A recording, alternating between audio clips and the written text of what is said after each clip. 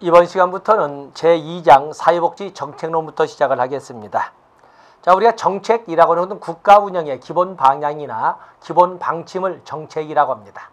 당연히 그런 것처럼 사회복지 정책이라고 하는 것은 사회복지에 관한 국가 운영의 또는 국정 운영의 기본 방향이나 기본 방침을 사회복지 정책이라고 이렇게 설명할 수가 있습니다.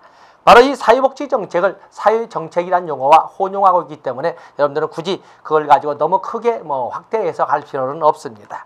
그래서 그냥 사회정책이라고 하든 사회복지정책이라고 하든 같은 개념이라고 해서 교재에서는 마샬이라든지 티트머스 이런 이론을 적어놨습니다만 3번에 사회복지정책이란 사회복지 프로그램이나 재반 문제에 대한 의사결정을 위하여 정부 또는 공공기관에 의하여 작성된 지침 으로서 명세적 원칙을 말한다 이렇게 되어 있습니다. 어떤 국정운영의 기본 방향이나 기본 방침을 정책이라 하고 사회복지에 관한 그 기본 방향, 기본 방침은 사회복지 정책, 사회정책이라고 한다는 것을 알아주시면 되겠습니다.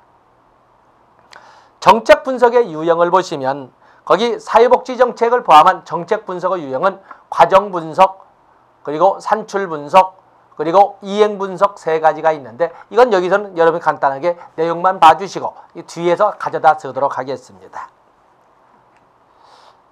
다음에 252쪽으로 가서 보시면 사회복지 정책의 가치가 나와 있습니다. 사회복지 정책의 가치. 그래서 사회복지 정책 가치라고 하는 것은 어느 것을 먼저 해야 할 것인가, 어느 것을 덜 좋아하고 있는가라고 하는 우선순위라든 우선 배정의 순위를 가치라고 설명을 하는데, 자, 사회복지 먼저 우리가 원칙보다는 가치를 보면은 사회복지 정책의 가치.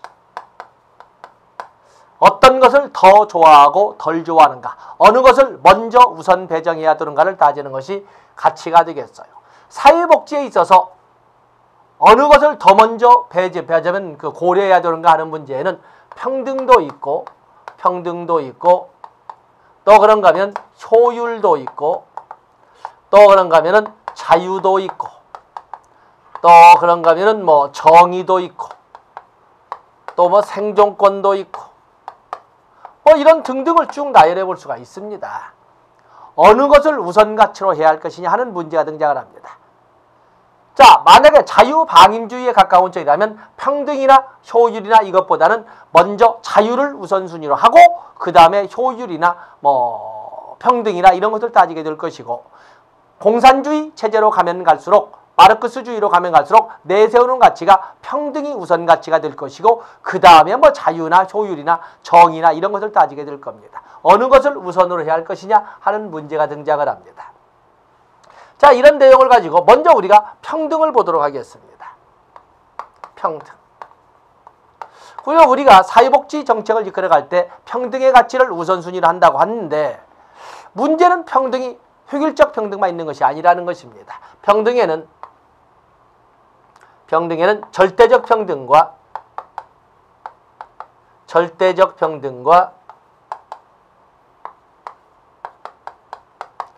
상대적 평등과 그리고 기회의 평등이 있습니다. 기회의 평등.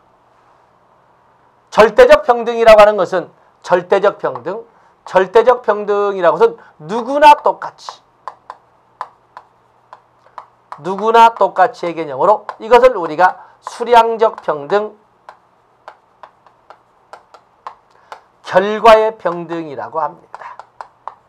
수량적 평등, 결과의 평등이라고 하죠. 대표적으로 우리가 사회보장정책 같은 경우는 누구에게나 똑같이, 우리나라에서는 양육수당으로 대표가 되고 있으면 사회수당이 여기에 해당이 될 거예요. 사회수당이. 대한민국 국민이라면 누구나, 5세 이하의 자녀를 가진 가정이라면 누구에게나 이렇게 나가는 거죠. 그에 비해서 상대적 평등이라는 것은 절대적 평등의 문제점을 치유하고자 등장하는 것인데, 절대적 평등은 남녀노소를 막론하고 8시간 근무에 대해서 8시간 임금을 똑같이 준다.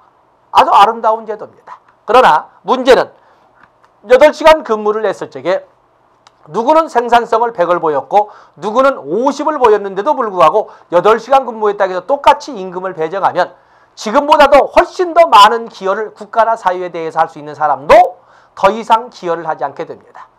땀 흘려봤자 미친놈 소리만 듣지 더 이상 받지도 못한다면 더 이상 노력하지 않습니다. 그 때문에 절대적 평등은 아름다운 가치임은 분명하지만 하향적 평등을 이끌어간다는 사실입니다. 그래서 그 문제를 보완하기 위해서 다른 것은 다르게의 개념으로 만든 것이 상대적 평등이 되겠습니다. 상대적 평등이라고 하는 것은 상대적 평등은 우리가 이건 비례적 평등, 또 공평 또는 균등의 개념으로 설명하는 것이 바로 상대적 평등입니다. 그래서 절대적 평등처럼 원칙은 8시간 근무면 남녀노소를 막론하고 8시간에 해당되는 임금을 똑같이 주지만 생산성을 배려해서 생산성이 많은 사람은 수당을 지급하는 것이고 생산성이 평균 이하로 떨어진다면 감액도 감소하게끔 이렇게 조절하는 것은 바로 여기 나오는 상대적 평등이 되겠어요. 그래서 국가에 대한 기여도가 큰 사람은 기여도가 반영된 보다 많은 대우를 받게 하는 것이 바로 상대적 평등인데 바로 사회보장에서는 사회보험 가입 기간이 길거나 그동안에 보험료 냈던 보험료가 많은 사람은 가입 기간이 짧은 사람이나 보험료를 조금 낸 사람보다 당연히 보험급여를 많이 받도록 하는 것은 바로 비례적 평등, 상대적 평등, 공평, 균등이 되겠습니다. 그런가 하면 신구빈법에서 나왔던 열등처우의 원칙. 자, 이런 것은 모두 상대적 평등에 해당되는 내용이 되겠습니다. 그에 비해서 기후의 평등은 누구나 시작은 똑같이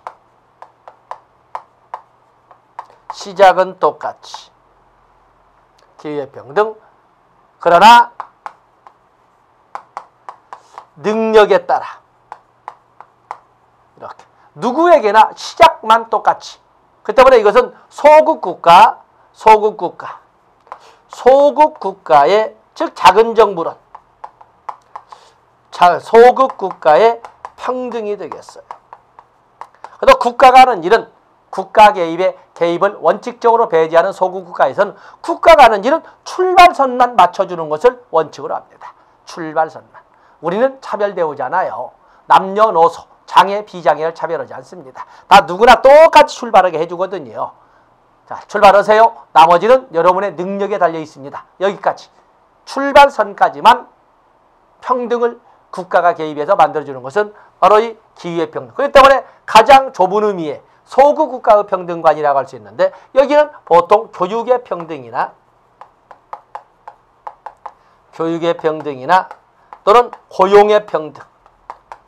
고용의 평등이라는 것은 장애인 의무 취업률, 의무 고용률 같은 것이 나오는데 바로 이런 교육과 고용에서 많이 나오는 것이 바로 기후의 평등이 되겠어요.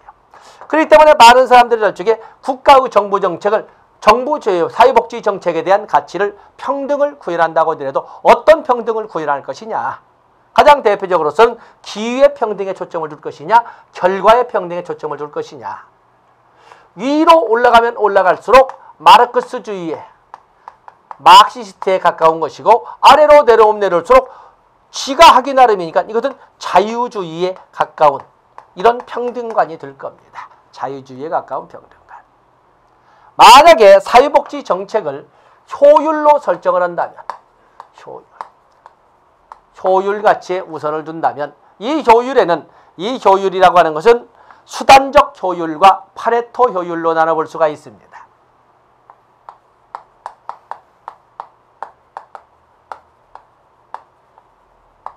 수단적 효율과 파레토 효율로 나눠볼 수가 있는데 수단적 효율에 가장 많은 사람들이 효율만 나오면 투자 비용에 대한 산출이 어느 정도냐 이걸 따지는데 바로 그것이 가장 좁은 의미의 효율이라고 하는 운영 효율성이라고 합니다. 바로 운영 효율성. 운영 효율성은 투자 비용, 투입 비용 대비 산출로 알아보는 것은 운영 효율성이 되겠습니다. 그에 비해서 목표 효율성, 또는 이건 대상 효율성이라고 할 수 있는데, 목표 효율성은 목표에 대한, 또는 대상에 대한 집중도 등을 따져본 것은 목표 효율성이라고 할 수가 있습니다. 또 그런가 하면 파레토 효율.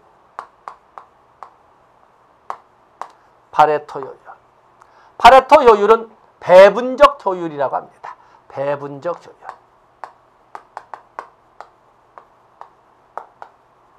분배의 정의한다면 가장 이상적인 배분적 효율을 가지고 이렇게 설명을 하는데, 자, 판서는 여러분들이 교재를 보기로 하고, 같이 효율을 우선 가치로 한다고 해도 어떤 효율을 추구할 것이냐. 다소 투자 대비에 산출이 떨어진다 하더라도 목표에 대한 집중도에 초점을 줄 것인가, 아니면 파레토 효율처럼 다른 사람의 권익을 침해함이 없이 있는 것만 가지고 최대한의 효과를 볼 수 있도록 나눠주는 데 초점을 둘 것인가, 어떤 데 초점을 줄까. 같은 효율을 우선 가치한다 해도 그 중에 어떤 효율을 우선 가치로 할 것이냐 하는 문제가 등장하는 것입니다. 그런가 하면 자유도 있습니다. 자유라고 하는 것도 사회복지 정책의 가치에서 자유의 가치를 우선 가치한다. 자유에는 소극적 자유와 적극적 자유로 나눠볼 수가 있습니다. 소극적 자유라고 하는 것은 국가 권력으로부터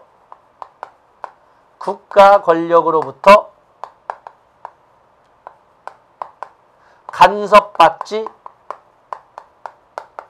않을 자유.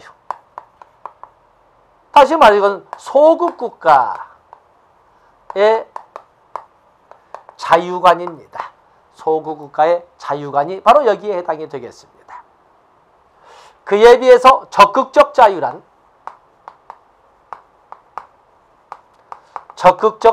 하는 것은, 이것은 국가 권력에 대한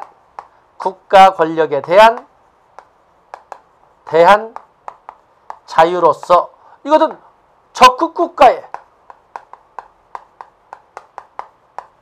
자유관입니다. 간섭만 마세요. 간섭만 한다면 우리 스스로 할 테니까. 이게 바로 자유방임주의에서 강조하던, 고전적 자유주의에서 강조하는 그런 그 자유가 소극적 자유. 이때의 자유를 우리는 자유권, 공민권이라고 합니다. 시민혁명을 통해서 쟁취하는 거죠. 그에 비해서 적극적 자유라고 하는 것은 국가 권력에도 당당히 요구할 수 있는 자유. 여러분들이 오늘날 우리가 빌어먹는다고 가슴 아프게 표현을 하지만, 그것이 내 탓이 아니고 정말 나는 열심히 사는데도 불구하고 국가 정책이 잘못되어서 사회의 경제 흐름이 잘못 돌아가서 하루아침에 풍지박산 나는 이런 경우도 있는 거거든요. 그럴 경우는 당당히 국가에 대해서, 내가 잘 돌아갈 때는 국가에 세금 냈지 않냐. 지금 내가 어려웠다고 나 몰래 적으면 안 되지. 지금 나를 살려놔라. 그래야 내가 나중에 또 내가 너에게 세금을 낼 수 있다. 그래서 당당히 국민기초생활보장법상의 수급권은 권리로서 의미를 갖는 거거든요. 이런 권리를 행사하는 것은 적극적 자유가 되겠어요. 바로 어떠한 자유에 초점을 줄 것이냐라는 것도 우선순위가 되겠어요. 그 외에도 이런 가치에는 평등, 효율, 자유뿐만 아니라 생존권도 있고 정의도 있고 다양한 것이 있습니다만, 교재에서는 이렇게 세 가지만 정리를 했습니다. 바로 이걸 가지고 이런 다양한 가치를 추구를 하는데, 사회복지 정책, 그중에 분배적 정의의 기준으로서는 분배적 정의의 기준, 저 위에 있는 것을 주의해봅니다. 분배적 정의의 기준으로서는 역시 평등과 생존권 두 가지를 가지고 따지고 있습니다. 그래서 분배적 정의의 기준 또는 사회복지 정책의 원칙이라고 이렇게 목차를 적기도 합니다만은,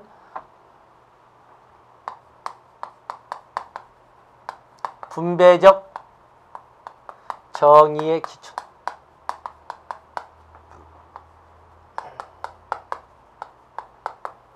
사회복지 정책의 원칙을 보시면, 사회복지 정책의 원칙을 보시면 여기에는 평등, 그리고 공평, 그리고 생존권, 이렇게 세 가지를 분배적 정의의 기준으로 합니다. 자, 어떻게 나눌 것이냐라고 할 적에 굶어 죽지 않을 만큼 나누자 하는 것은 생존권이 되는 것이고, 어떻게 나눌 것이냐, 있는 걸 가지고 누구나 똑같이 누구나 똑같이 나누자 라고 하는 것은 평등, 절대적 평등, 수량적 평등. 그 때문에 이것은 여기에 해당되는 거지.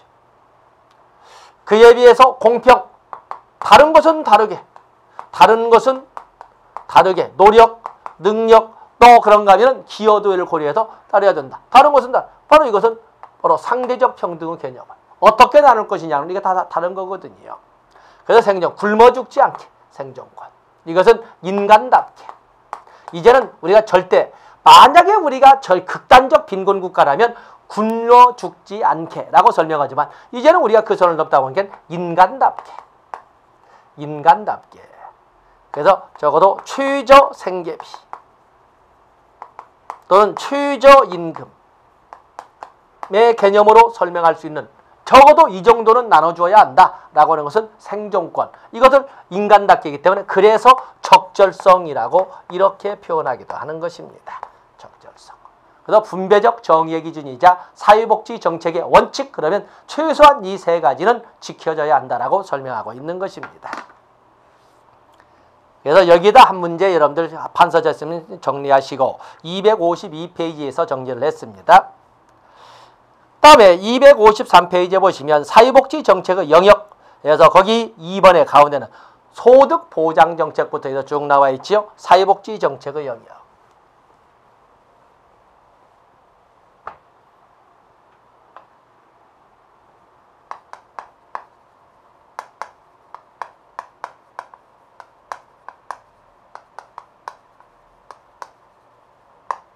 사회복지 정책의 영역을 보시면 소득 보장 정책, 주택 보장 정책, 교육 보장 정책, 의료 보장 정책, 사회복지, 개별적 사회복지 서비스, 노동 정책, 조세 정책. 자, 이렇게 7개의 정책을 일반적으로 사회복지 정책 또는 사회보장 정책을 쓰고 있는데 여기는 최협이죠. 가장 좁은 의미의 사회복지 정책 또는 사회보장 정책이라 할 수 있습니다. 이 소득보장에다가 주택보장, 교육보장, 의료보장, 개별적 사회복지 서비스가 있는 협의라고 이렇게 할 수가 있습니다. 거기에다가 국가의 적극적 개입으로서 조세정책과 노동정책까지 합친다면 넓은 의미의 사회보장정책, 사회복지정책이라고 설명할 수가 있는 것입니다. 자, 여기도 여러분들이 정리해 주시고, 다음에 사회복지정책의 형성과정이 쭉 나와 있는데 사회복지정책의 형성과정. 사회복지정책의 형성과정에 보시면 우리가 사회복지사 1급을 이렇게 다루다 보면 한 문제가 꼭 다뤄지는 영역이 되겠는데,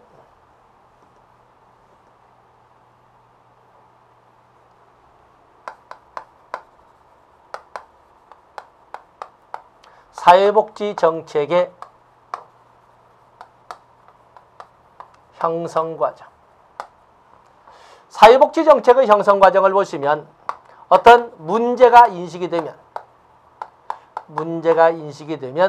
이것을 이슈화하고 국민들의 관심사로 끌어올리는 이슈화를 하게 되고, 이 이슈화를 통해서 아젠다를 형성하게 됩니다. 아젠다는 의제라고 그러죠. 아젠다를 형성하게 되는데, 아젠다의 형성에는 첫 번째 단계가 공공 아젠다 또는 이걸 공중 아젠다라고 그러죠. 공중 의제라고 합니다. 공중 의제. 이제 왜 정부가 나서야 되는데 가만히 있느냐? 정부 개입을 요구하는 수준. 정부 개입이 요구되는 의제에 포함되는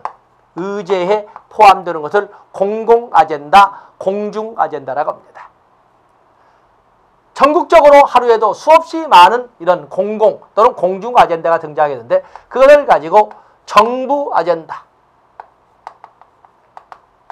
정부 아젠다로 자 이것은 공무 아젠다, 공무의제라고 하는데 이것은 정부의 의제로 정부의 수없이 많은 공공 아젠다 중에 정부의 의제로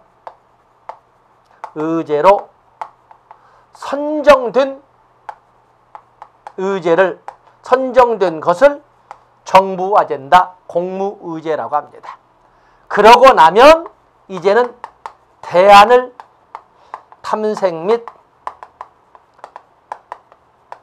선정을 하게 되는데 바로 이 대안 및 산재, 대안 탐색 및 선정을 우리는 정책 결정이라 하죠. 정책 결정은 오른쪽 페이지 다루게 될 거예요.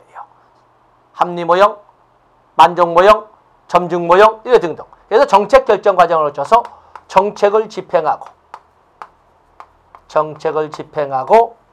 그리고 평가 및 피드백을 해 나가는 이런 과정으로 사회복지 정책은 형성되어 갈 겁니다. 거기 보면 사회복지 정책 아젠다 형성에다 한꺼번에 이슈화와 공중 아젠다, 공무 아젠다를 그냥 두리뭉실 한꺼번에 엮어놨습니다만 자 여러분들 거기에 보시고 그리고 사회복지 정책의 대안 형성 및 4번의 사회복지 정책의 결정 바로 이것이 대안 탐색 및 대안 선정, 정책 결정의 과정이 되겠고 그리고 나서 집행, 평가가 될 겁니다. 자, 그 중에 여기에서 같이 다뤄볼 것이 여기 나오는 정책 결정 과정입니다. 정책 결정 과정.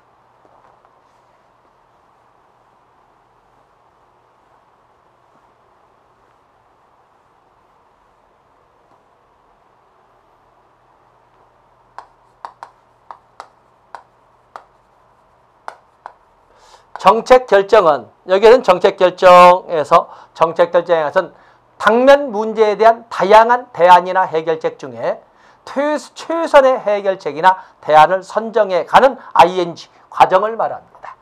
여기에 보면 다양한 모형이 있는데 정책 결정 모형 크게 이상적 모형과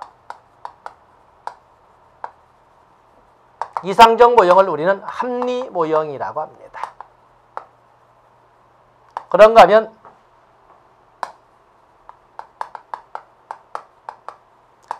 현실적 모형이 있습니다. 이상적 모형과 현실적 모형이 있습니다. 이상적 모형은 인간을 합리적 경제인으로 선정하되 인간은 언제나 한치의 오차도 없는 절대적 합리성을 가지고 세상에 모르는 것이 하나도 없는 전지의 존재로서 오직 최선의 대안만 선정한다고 보고 있는 겁니다. 결국에 인간이라고 하는 것은 신의 경지에 이르렀다고 보고 있는 거예요. 그런데 문제는 현실적 한계를 무시하고 있다. 간과하고 있다. 이런 문제점을 또 과정에 적습니다만 이렇게 적어볼 수가 있습니다.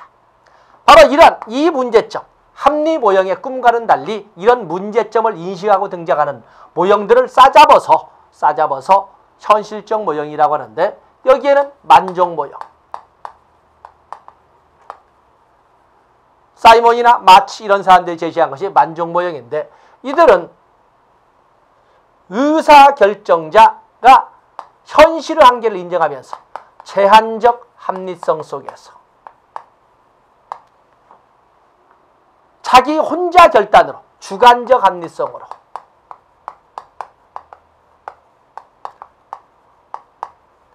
제한적 합리성, 현실의 한계를 인정하면서 동시에 자기 혼자 주관적 합리성으로 만족할 만한 선에서 의사결정, 만족 수준에서 의사결정을 하고는 하더라.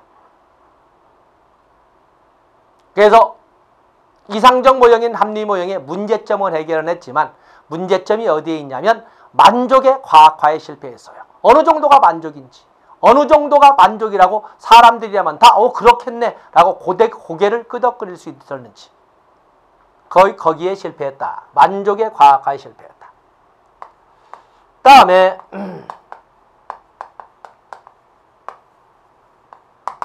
점증 모형. 의사결정자들은 우리가 몸을 담고 있는 이 다원주의적 사회에서 혼자 주관적 합리성으로 혼자 결정하는 것이 아니라 다양한 이해관계자들의 입장을 두루두루 고려해서 정치적 합리성이죠. 정치적 합리성을 바탕으로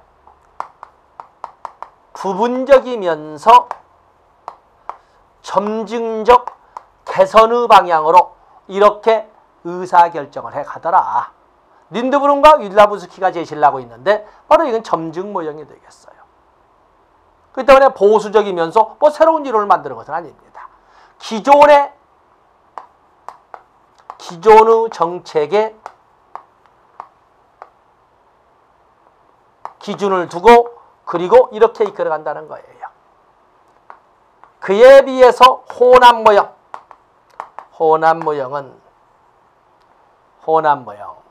이 호남 모형은 종합적 합리성이라고 합니다. 종합적 합리성으로 원칙은 이상적 모형인 합리 모형으로 그리고 세부적인 프로그램은 정치적 합리성을 가진 점증 모형을 가지고 정책 결정을 해가더라 라고 하는 것이 바로 호남 모형이 되겠어요. 그에 비해서 최적 모형은 정책 결정자들의 정책 결정의 모습을 봤더니 이들은 절대적 합리성뿐만 아니라 말도 안 되는 것까지 동원해서 정책 결정하더라. 초합리성까지 들어가 제시를 하고 있는 이런 정책 결정의 질적 모형을 최적 모형이라고 합니다. 그에 비해서 가장 출제가 잘 되는 것은 역시 쓰레기통 모형이 되겠어요. 쓰레기통 모형은 지면상 쓰지 않겠습니다만 여러분들이 256쪽에 보면 쓰레기통 모형 나와 있죠. 우리가 현재 몸을 담고 있는 이 불확실성의 시대에서 의사결정자들은 정책 결정자들은 아주 우연히 4요소가 만났을 때 정책 결정을 하곤 하더라. 해결해야 될 문제, 그에 대한 해결책들, 결제할 사람들, 참여자들, 우연한 만남, 기회라고 적었습니다. 이런 4요소가 우연히 만났을 때 불확실성 속에서 어쩌면 조직화된 무질서, 조직화된 혼란 상태, 조직화된 무정부라고 표현하는 문제가 가장 잘 나옵니다만 바로 이런 개판이죠. 올가이드 아나키. 우리가 보면 너무 영어식으로 해서 조직화된 무정부라고 하지만 사실은 개판 속에서 아주 우연히 정책 결정이 되고는 하더라 라고 하는 것이 쓰레기통 모형입니다. 바로 이런 쓰레기통 모형을 참조해서 1980년대에 킹던이 만든 것이 정책창 모형이 있습니다. 정책창 모형 또는 공공창 모형이 이렇게 있는데 바로 그런 것, 우연이란 단어가 중요합니다. 불확실성 속에서 우연히 정책 결정이 되고 나더라 하는 것이 쓰레기통 모형. 가장 출제 비중이 높다고 할 수가 있겠습니다. 자, 이렇게 해서 정책 결정에 대한 기초 이론을 여기서 마감을 짓고 다음 시간에는 정책 분석 및 평가로 넘어가도록 하겠습니다. 고맙습니다.